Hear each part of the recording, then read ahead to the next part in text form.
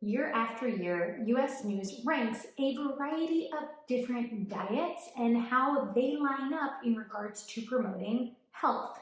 There's one diet that stands out from the rest and is constantly being ranked at number one, specifically in regard to its supposed anti-inflammatory benefits.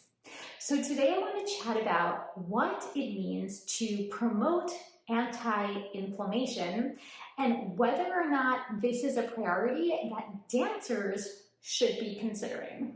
I'm Rachel Fine, registered dietitian nutritionist and founder of To The Point Nutrition. A dancer's performance is a direct result of hard work and motivation. So where does food fit into this? There's a lot of myths and a ton of antiquated ideals, and I'm here to dispel those.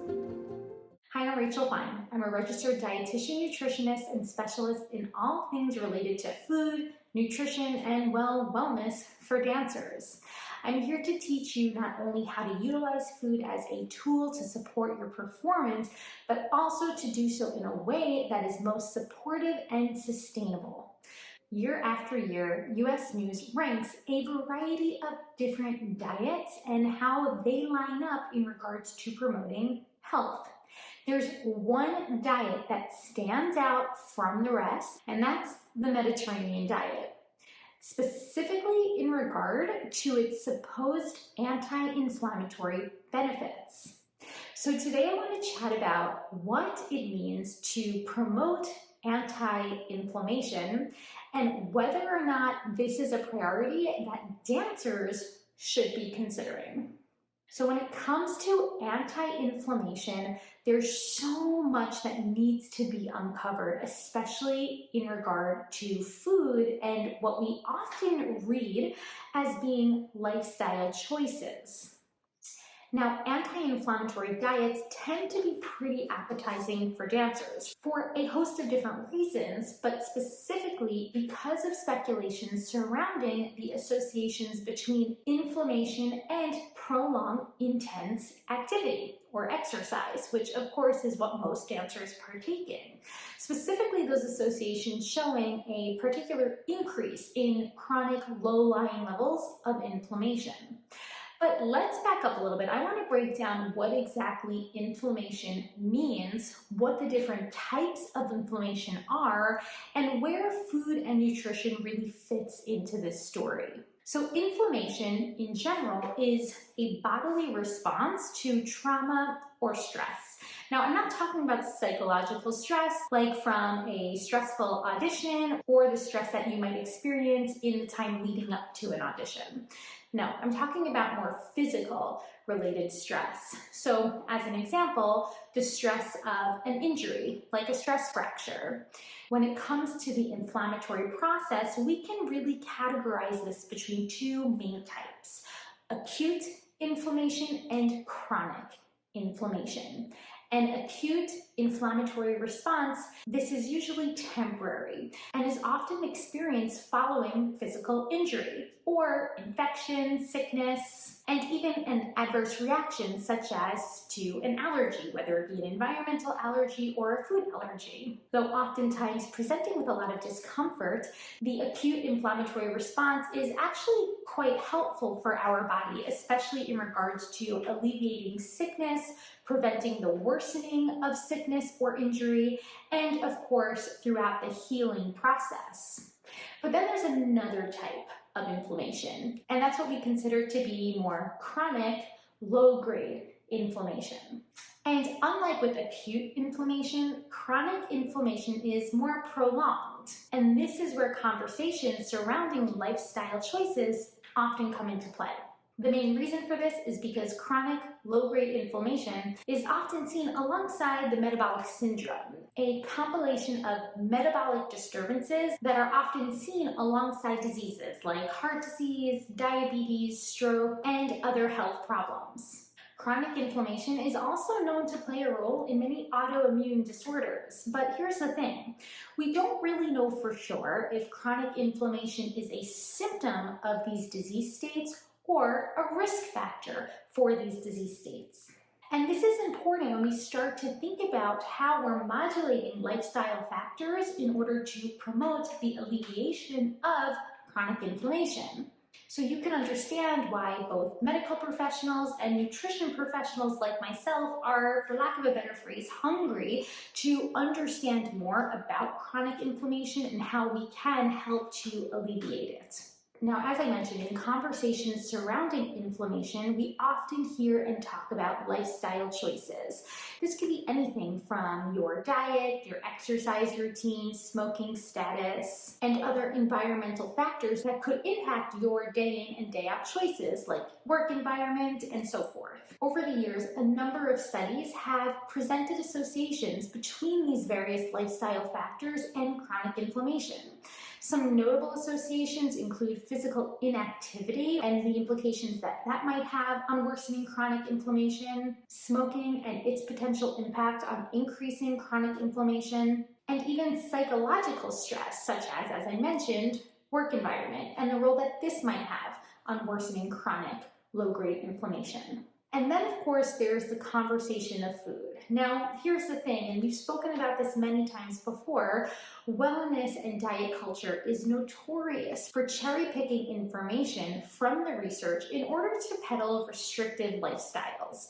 And this is most common among conversations when we're talking anti-inflammatory diets. Heck, a quick Google search will bring up a plethora of articles that tell you what behaviors to perhaps reduce in order to help promote an anti-inflammatory lifestyle, or behaviors to increase, such as certain foods to increase in your diet in order to help promote an anti-inflammatory lifestyle. And what I often see as a dietitian is the glorification of a lot of foods, specifically those foods that are deemed lesser processed and plant-based or whole, and on the contrary, the villainization of other foods and what are often deemed to be pro-inflammatory.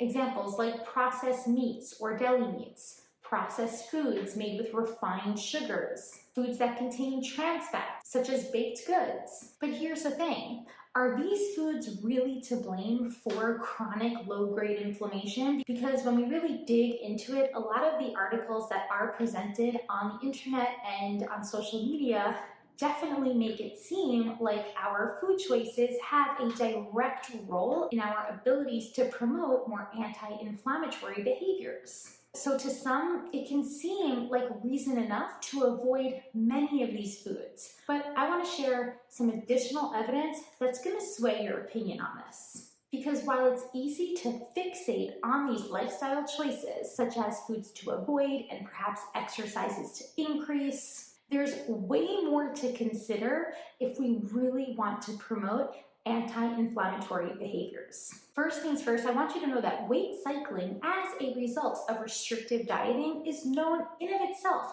to contribute to chronic low-grade inflammation. The same goes for, and as I mentioned earlier, intense physical activity. So this is often the reason we see the sports community and of course dancers take on to this idea of wanting to follow anti-inflammatory diets, because some research does speculate that high and intense levels of exercise can contribute to that low-grade inflammation.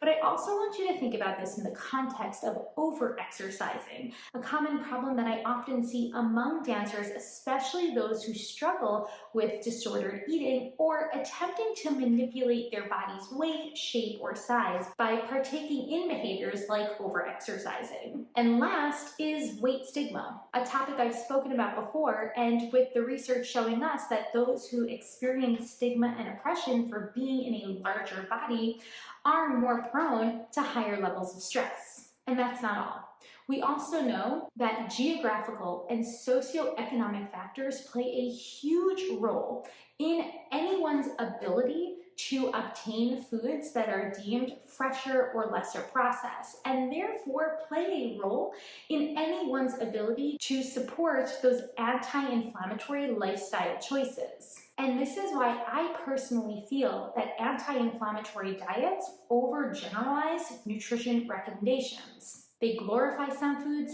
they villainize other foods, they create a recipe for, you guessed it, disordered eating. Now, arguably, this can have a very negative implication for those who are either at risk for disordered eating, such as the population I work with, dancers, or harm those who don't have the access to maintain the stringent rules and routines that even those anti-inflammatory diets set forth. Clean eating is for lack of a better phrase, perfect example of the anti-inflammatory rhetoric being utilized to peddle extreme regimented eating patterns. But we also see this in more subtler ways, such as with the Mediterranean diet. Now, the Mediterranean diet has long been considered a gold standard in regards to supporting various health benefits. Just to back up a little bit, the Mediterranean diet prioritizes nutrient-dense foods. It's characterized as a diet high in minimally processed options like whole grains. It also usually consists of higher volumes of colorful fruits and veggies. Lean proteins like poultry and fish and tofu are often prioritized. The main fats in a Mediterranean diet come from most plant-based foods like avocados, nuts, seeds, but also fatty fish.